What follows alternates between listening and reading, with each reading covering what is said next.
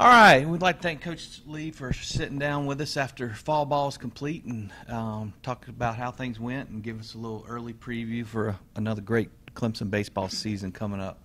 This segment, Coach, we're going to talk a little bit about how we're going to see the players in the field laid out this year. Going to start with one of the areas of strength, especially defensively for you, your outfield. You got to be thrilled with the talent you've got coming back in the outfield. Yeah, we are. I mean, we definitely feel like, again, if anytime you look at the strength of defense, you want to draw a line straight from home plate to center field, and you know the players that play closest to that line, if you're pretty good defensively there, you feel like you got a chance to have a really good ball club when you're looking at the defensive side of things. And you know this team's coming off a year where we set a school record for fielding percentage, so we had a really good defensive ball club last year, and you know we fully anticipate having a good club again this year when it comes to how we play defensively. You know, in the outfield, it all starts in center field.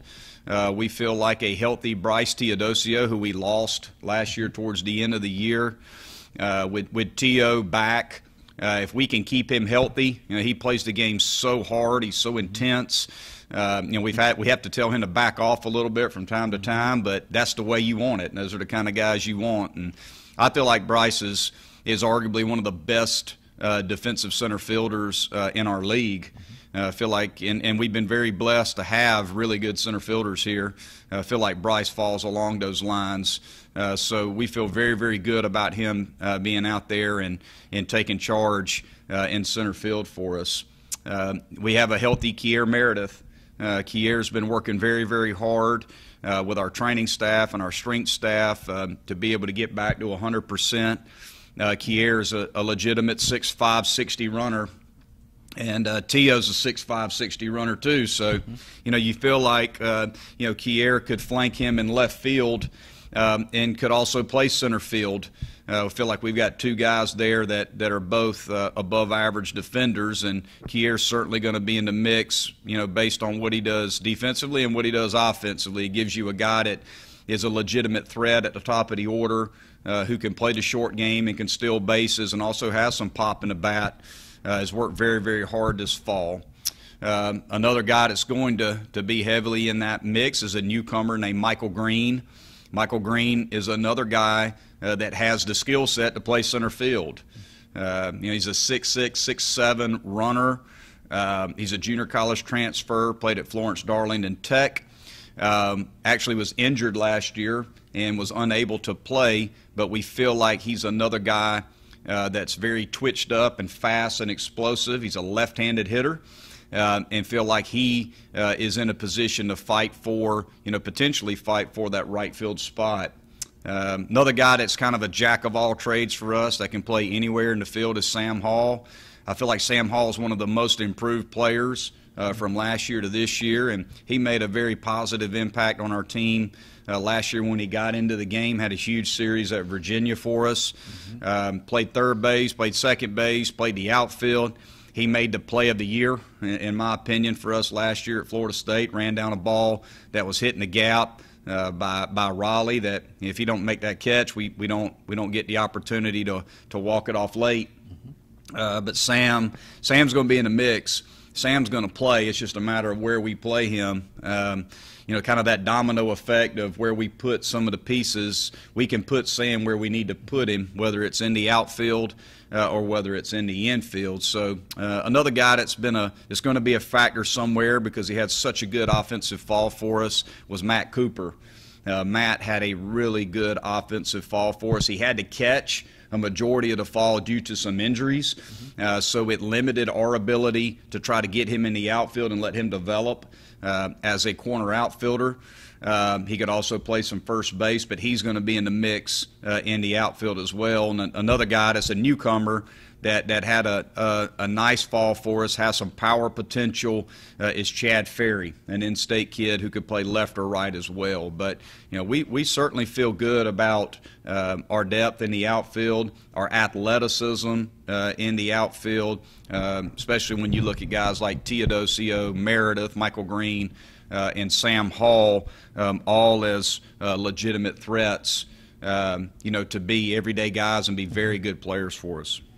All right, let's move to the infield. I'm assuming up the middle, you pretty much set there with Green and Davidson. I know some of the fall ball I watched, you had Hall playing third some, Bird playing first. Talk to us about how you see the infield settling out. Yeah, again, I think it's, one of the things we try to do every fall is we try to put guys in different positions to see what we feel like is our best nine. And, we all know Grayson Bird is going to play for us. He's going to be an everyday player. I feel like his best fall. I mean, he had an unbelievable fall offensively for us. We moved Birdie over to first base and played him there a lot. We lost Chris Williams, and we all know how good a player he was for us. And we all know the value of defense when it comes to first base. We've been blessed to have some very good defenders at first, and we feel like those guys save errors. So we needed to put somebody over there who we feel like can give us an above-average defensive option there.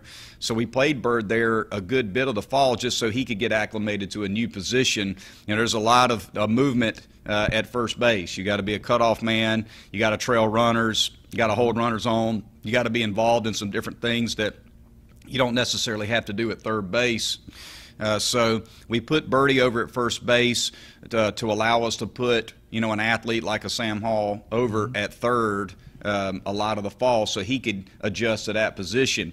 But Birdie can play third. He could play first. He's going to be in the lineup. It's just a matter of where we put him defensively. We've got the best shortstop in the country, in my opinion, in Logan Davidson. And, his fall was unbelievable. I've never had a player have the kind of fall he had. I'm sitting here looking at the stats, and Logan hit 439 for the fall with 9 home runs. He scored 29 runs this fall with a .515 on base percentage. So, he looked like a man amongst boys. Playing this fall. He looked like, this guy doesn't belong here. He was unbelievable from an offensive production standpoint. So Logan's going to play shortstop. That's settled. So Jordan Green, I feel like Jordan had a very good fall for us. Jordan's a senior now. He's played a lot of baseball for us. A lot of leadership qualities on the field. He's an older veteran player. And Jordan, feel like defensively is in a good spot. Offensively is in a good spot. Again, just a veteran player that has really good baseball awareness and instincts on the field, knows how we do things, and had a really good fall for us. So very pleased with where Jordan is. And, obviously Jordan's played a lot of second base for us. Another young man that we felt like had a great fall. We had 2 newcomers in the infield that had very good falls. Both hit over 300 for us. James Parker. James is a local product out of T.O. Hanna High School.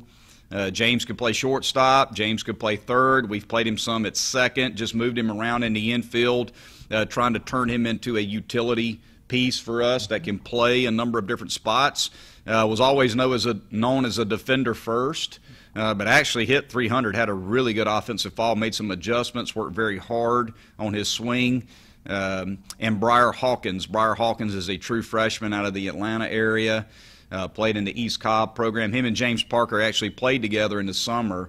One would play short and the other one would play second, but Briar's a kid that played high school shortstop. So he has that ability to move around. We played him at first base a lot this fall just to get him adjusted to that position because we knew that could be a possibility. And Briar had an outstanding fall offensively for us. So, those are the guys that in the infield this fall really stood out for me. Okay. Let's finish up this segment, go behind the plate. Obviously, you lose a great one, Chris Williams. You've got Wilkie coming back, but you've also got a young player that's ready to step in there, really good defender. Yeah, we do. We feel very, very fortunate to have a young man like Kyle Wilkie. Kyle, what an improved player from his freshman year to his sophomore year.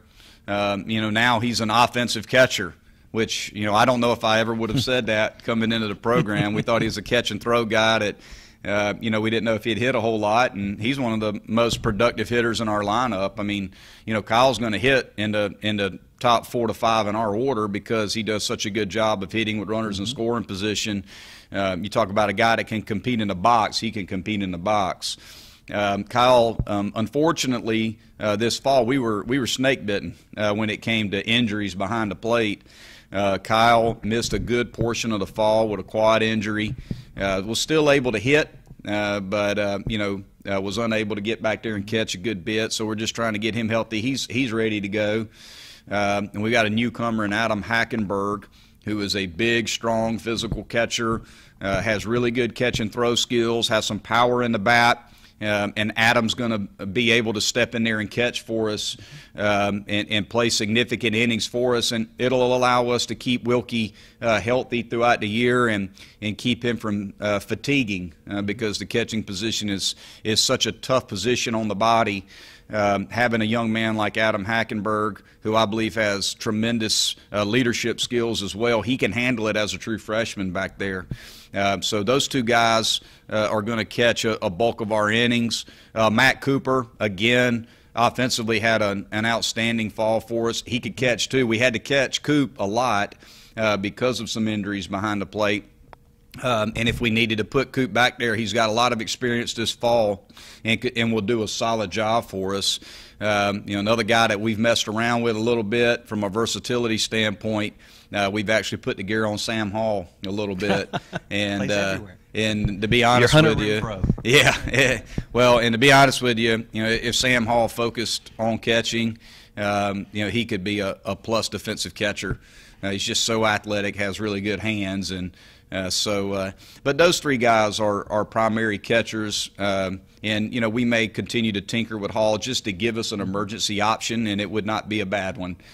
So we feel pretty good about our catching position. All right, we want to thank Coach Lee for breaking all that down for us. Stay tuned to TCI for the latest on Clemson baseball.